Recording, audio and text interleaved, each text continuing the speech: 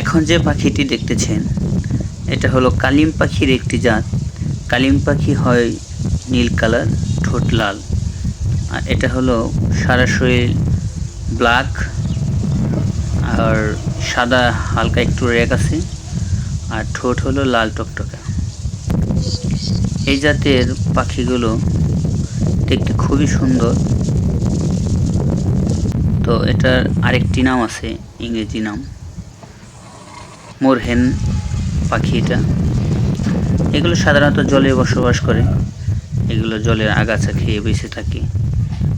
এই পাখিগুলোর জলে বসবাস, এগুলো জলে সবসময় থাকে এবং এগুলো স্থায়ীভাবে একই জায়গায় থাকতে পছন্দ করে।